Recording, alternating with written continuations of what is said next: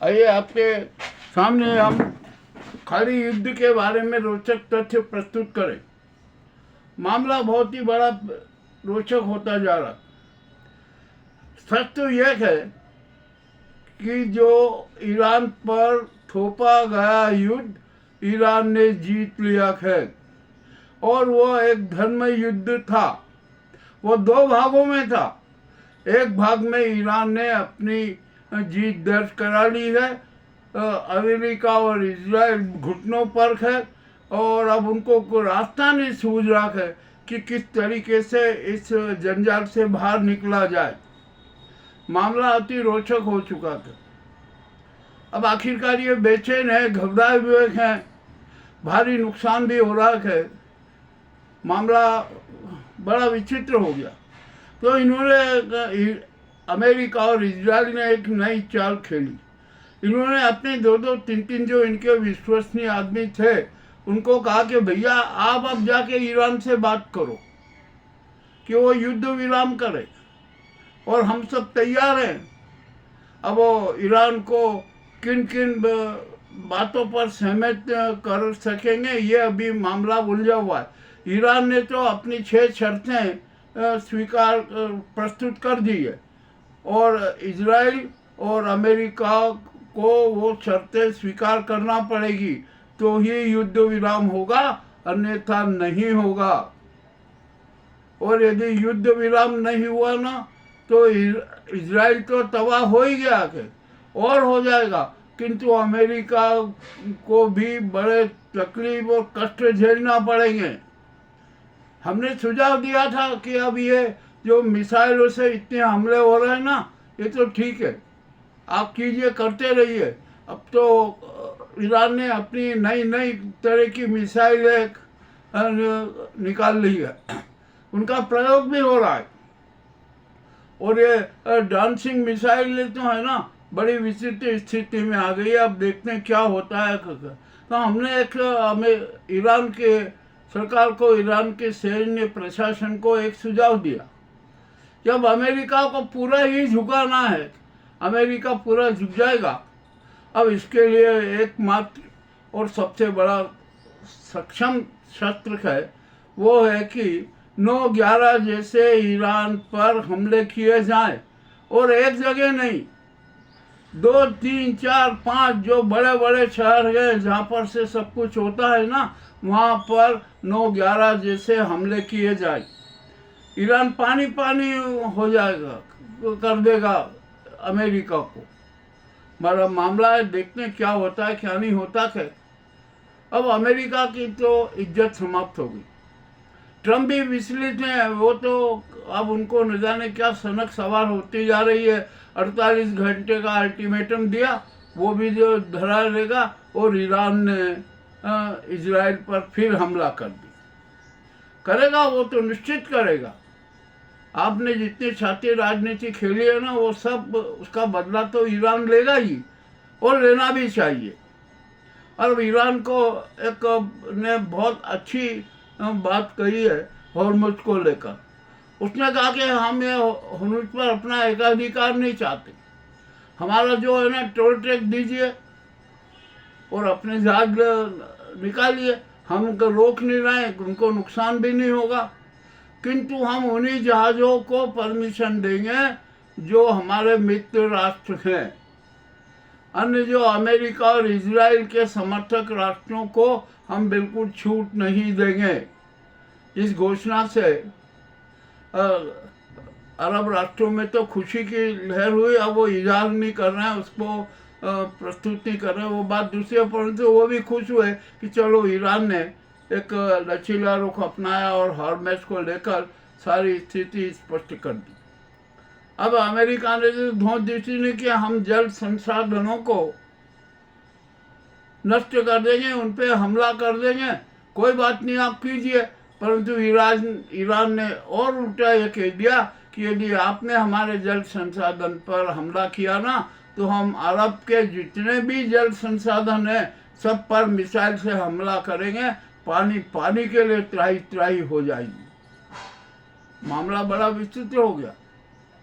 अब यहाँ पर ईरान और भारत का जहाँ तक सवाल आता है, देखिए ये जो नाजी सरकार है ना, मोदी एंड कंपनी, संघ एंड कंपनी, इनमें ईरान का विश्वास नहीं है। वो जानते हैं कि ये हमारे दुश्मन हैं। और जो ईरान प्रमुख ने कुछ 9 पेजों का एक मेमोरेंडम दिया, उसमें भारत को भी कुछ थोड़ी आंशिक सुविधा दी, परंतु आंशिक सुविधा देने के साथ उसने कहा कि हम भारत की जनता को सुविधा दे रहे हैं, इस नाजी सरकार को नहीं। एवं जो जिन्होंने चेहरे हैं इनको कोई सुविधा नहीं दे रहे, क्योंकि भारत की जनता और इजराइल का संबंध कोई नया नहीं है, हजारों वर्ष पुराना है। इस बात को भी दोहराया। ईरान ने नया साल मनाया, भारतीय जनता ने भी उन्हें बधाई दी, मामला बहुत अच्छा रहा। ईरान ने भारतीय जनता का सम्मान भी किया। अब ठीक है, यहाँ पर ये बात हो गई। अब ट्रम्प क्या करेंगे? अब तो पूरा विश्व मांग कर रहा है कि ट्रम्प को भी युद्ध अपराधी घोषित किया जाए। ईरान तो पहले से है ही, पर ट्रम्प, अमेरिका और ट्रम्प को भी युद्ध अपराधी घोषित किया जाए, क्योंकि इन्होंने युद्ध के नियमों की धज्जियां उड़ा दी है। चलिए, ये भी बात है। अब यहाँ पर ट्रम्प तो बेचैन है, उन पर महाभियोग चलना है, और महाभियोग पास भी हो जाएगा तो ट्रम्प को त्याग पत्र देना पड़ेगा। यूं भी मध्यावधि चुनाव में उनकी हार तो तय है, क्योंकि 93% अमेरिका की जनता ट्रम्प के खिलाफ है। ट्रम्प ने अमेरिका की प्रतिष्ठा धूमिल कर दी, प्रतिष्ठा गिरा दी, शस्त्रों की प्रतिष्ठा गिरा दी, अमेरिका की जो साख थी उसकी प्रतिष्ठा गिरा दी, अर्थव्यवस्था चौपट कर दी। अब 200 करोड़ डॉलर की फिर मांग कर रहे हैं, परंतु अब वहाँ की कांग्रेस है ना, वो राशि स्वीकृत नहीं करेगी। आज मेरा ख्याल है अभी ट्रम्प ने लेटर भेज ही दिया है कांग्रेस को 200 अरब की स्वीकृति के लिए। अब देखते ना है क्या होता है क्या नहीं होता है, परंतु हमारे ट्रम्प को सलाख है कि वह स्वेच्छा से राष्ट्रपति पद से त्याग पत्र दे दे, और देना भी चाहिए, नैतिकता के नाते भी देना चाहिए, हर तरीके से देना चाहिए। एप्स्टीन फाइल में फंसे हुए हैं, जो उन्होंने एप्स्टीन फाइल को, जो उनका नाम है, वो दबाने के लिए जो ईरान पर युद्ध थोपा ना, वो भी असफल हो गया, उनकी सारी योजना असफल हो गई। मामला तो बड़ा विचित्र हो गया। अब क्या किया जाए, क्या होगा? अब देखते हैं ट्रम्प क्या स्टेप लेते हैं, परंतु उनको त्याग पत्र दे देना चाहिए, यह खुलेआम और सब जाहिर हो चुका है। अब यहाँ पर ईरान ने है ना, एक जो जन विद्युत का एक हिस्सा तो जीत लिया, अब उसको दूसरा जो है ना आध्यात्मिक क्षेत्र भी जीतना है, आध्यात्मिक भाग भी जीतना है। हमने सुझाव दिया है ईरान प्रमुख को कि वो ईरान को प्रजातांत्रिक राष्ट्र घोषित कर दे, वहाँ पर जन संसद की स्थापना की राह खोल दे, और वहीं पर द्विसंसदीय पद्धति लागू कर दे। एक जन संसद रहे और एक दूसरी आध्यात्मिक संसद, उच्च सदन रहे। जन संसद के निर्णयों की समीक्षा उच्च सदन करे, और जो उसमें जो संशोधन करना चाहे वो करे। इससे ईरान की पूरी जनता ईरान प्रमुख के साथ हो जाएगी, और अमेरिका के जो षड्यंत्र वो नाकाम हो जाएंगे।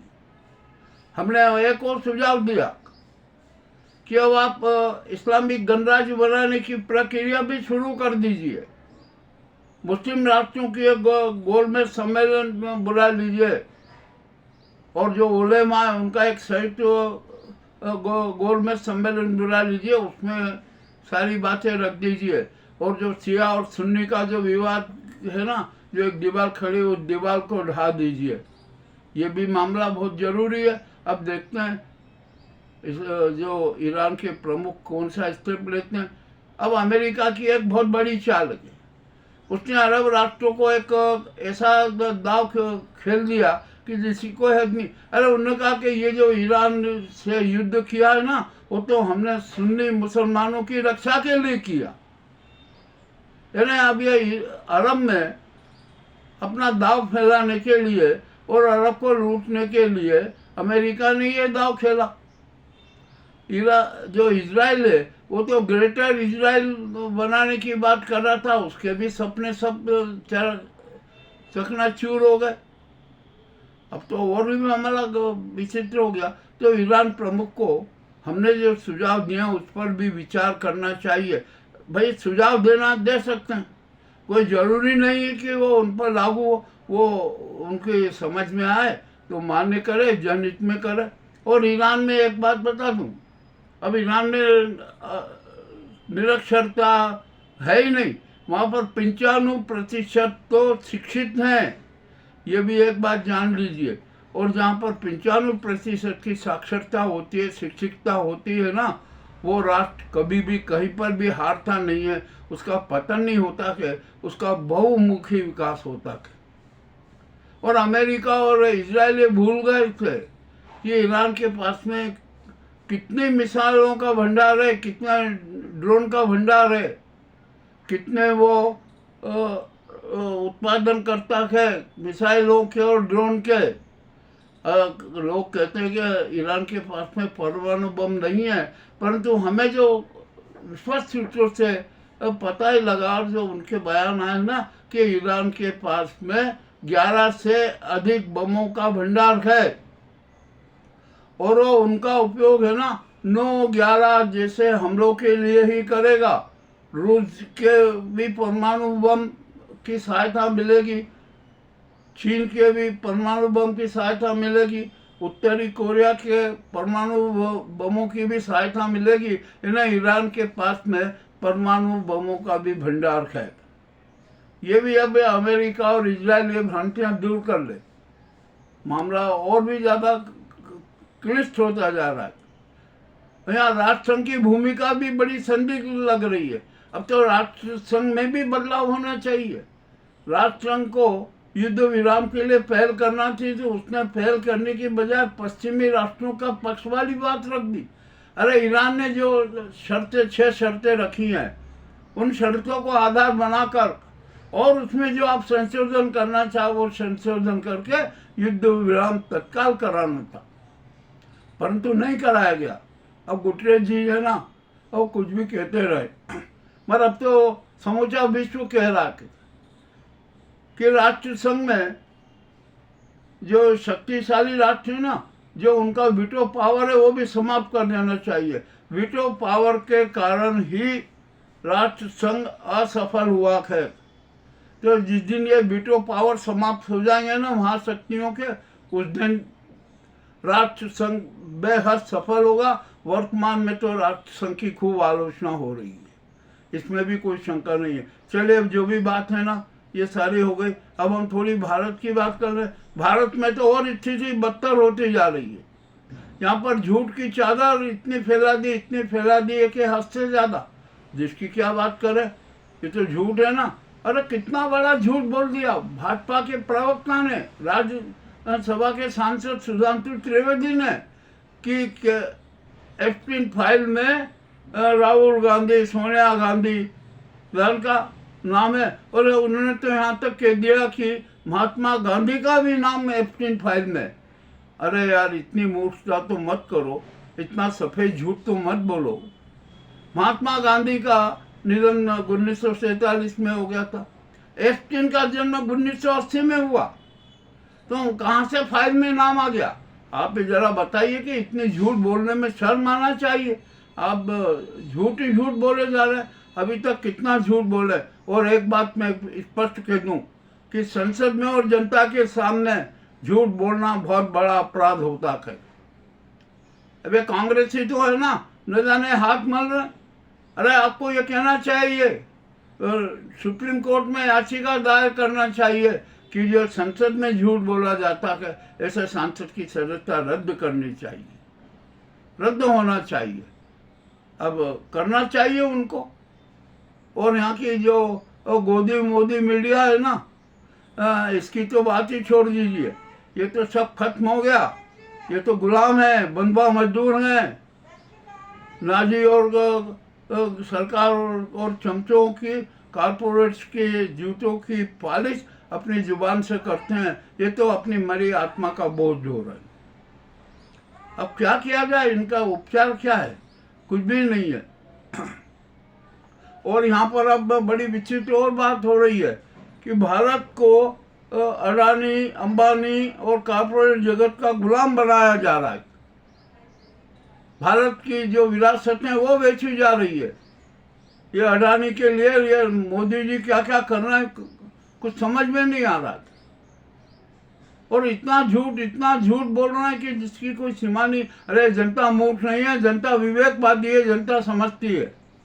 ताकतें तुम्हारी है तो क्या हुआ,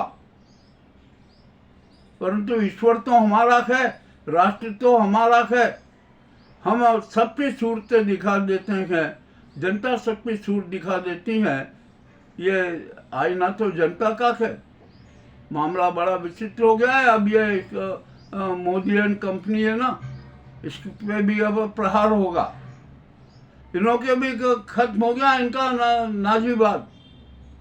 और यहाँ पर भैया बड़ी मुसीबत की और बड़ी विचित्र बात लग रही है हमें कि इजराइल और अमेरिका ने घुटने टेक दिए।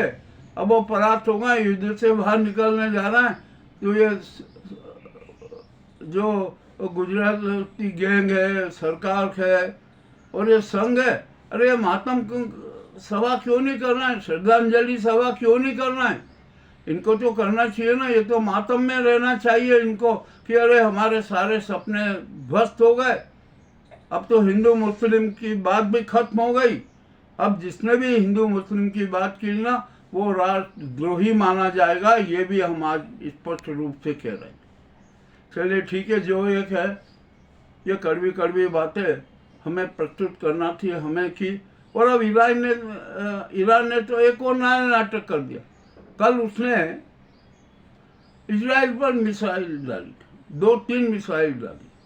एक इंटरसेप्ट हुई, दो ने अपना कमाल दिखाया।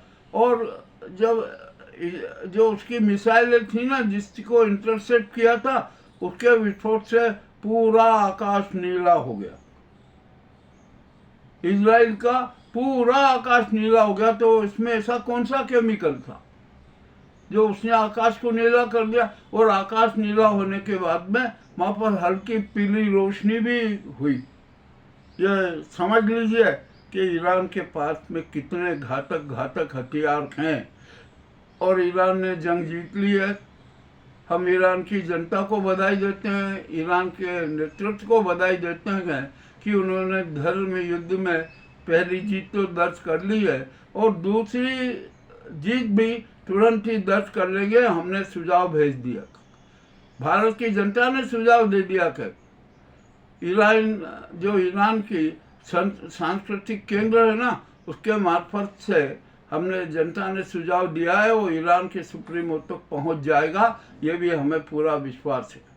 तो आज के जो ये कड़वे समाचार आपके सामने प्रस्तुत है, आपको कैसे लगे हमें अवश्य बताएं। बहुत बहुत धन्यवाद।